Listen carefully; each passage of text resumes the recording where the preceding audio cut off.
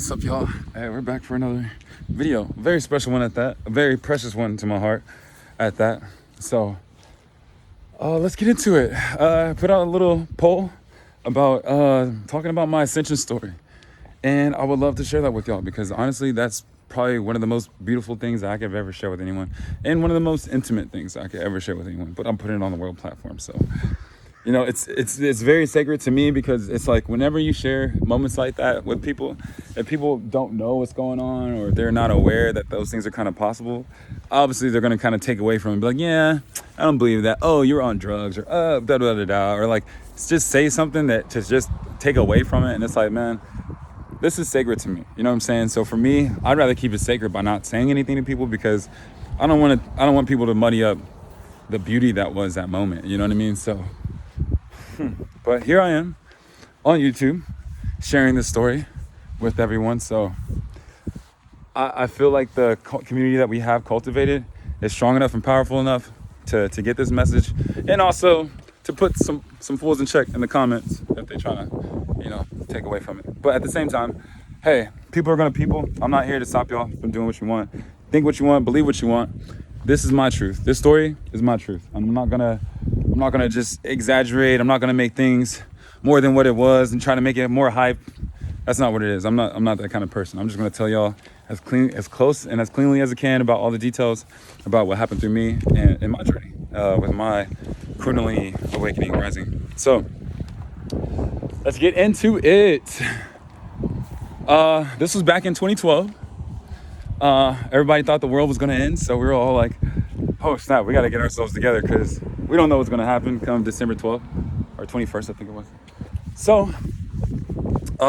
me and my friends at the time, we were all roommates. Not roommates, we're all neighbors in an apartment complex, all but like neighboring. We were pretty much roommates because we lived really close. But we were really getting into like spirit science. There were some videos on YouTube called Spirit Science where they were talking about the flower of life and everything. And I was at a point in a journey where things were leading one thing after the next. I was being led by synchronicities. It was the first time I had it. And the reason I did was actually I started looking into the name Heru even more. And I pronounce it Heru. Obviously, the correct pronunciation is Heru. It's an ancient Kemetic name. But I say Heru just to kind of mix it up this time around. You know, whatever. So I was looking up the name and I was kind of going into it, but everything was like leading me to one thing to another, came across the flower of life, So me and my friends, we started meditating and we kind of started doing it like in a fun, competitive way. We were like, let's see who could be the first person to astral project and everything. So we were just meditating. We weren't like dabbling into spirits and doing seances or rituals and nothing like that. We were just literally meditating and being into nature and like, you know, looking in the sun and just, you know, like just trying to get ourselves ready just in case, you know. So one day I was meditating, you know, had been in this state for a couple of weeks, and something I just felt the need to go outside, take off my shirt and take off my shoes and my socks and literally just go sit outside with my shorts on and that's it. And at the apartment complex I was living at the time, it's a very like college kind of style complex where, you know, nobody wants to look dorky or anything like that. So, but me, I didn't care at the time. I was so connected with the universe. So I go out, sit down, and you know, I'm completely one with it all. And you know, I look at the sun and everything, and I close my eyes and stuff. And I felt the notion to go inside and take a bath. I was like, okay. It was like the middle of the day. I go in. I take a bath. Nobody's home but me. And a little backstory: I'm a twin, but I'm also a breech baby. So my twin, he came out head first. I came out feet first. And I've always kind of thought of it like a little bit like a yin and yang kind of thing, you know.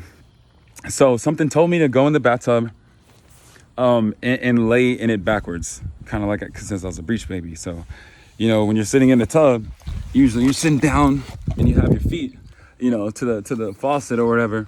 But for me, I'm a tall dude. I'm like 6'6", 6'7". So like for me, I can never really fit in the tub that well. So instead of going backwards, my head was like down here and my feet were up here. So if that makes sense, you know what I'm saying? Like I was kind of laying on my back facing upwards, right?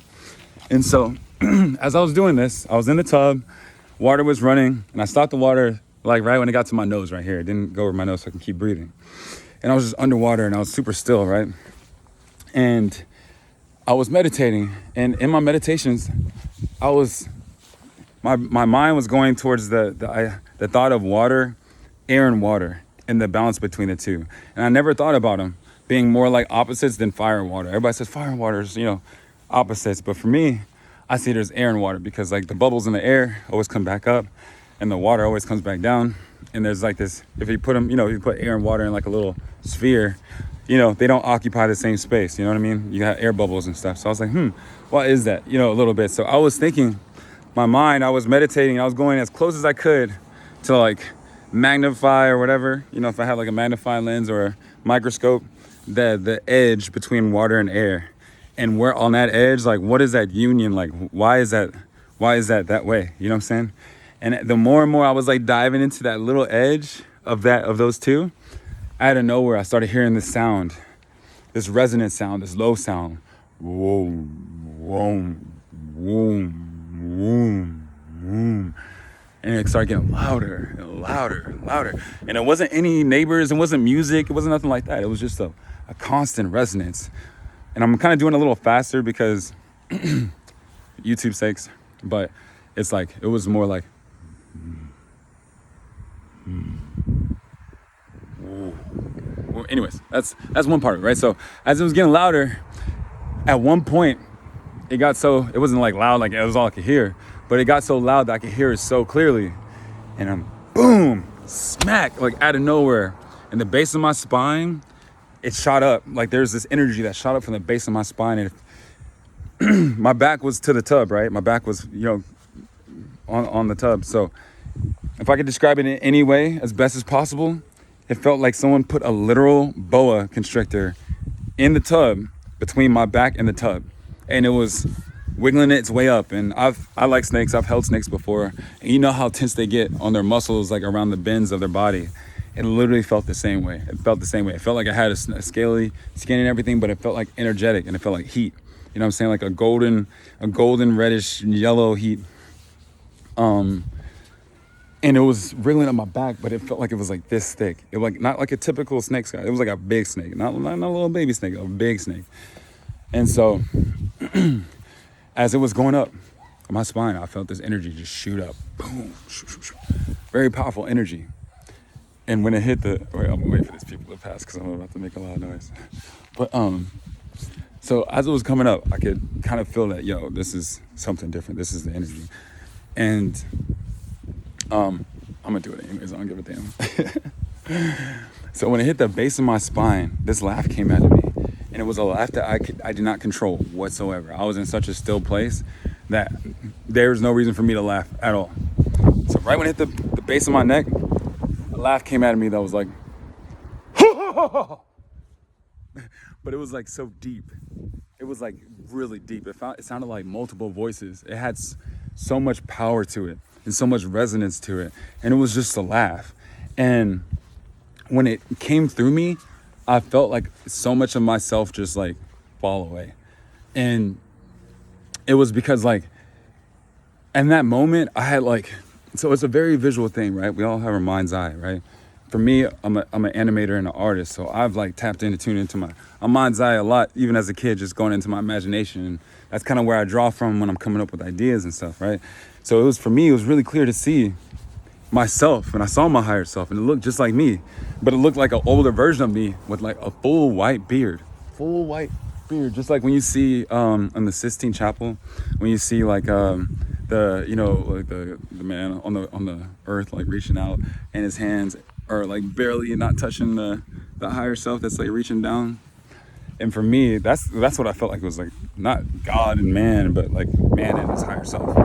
I do feel like God is even higher than that.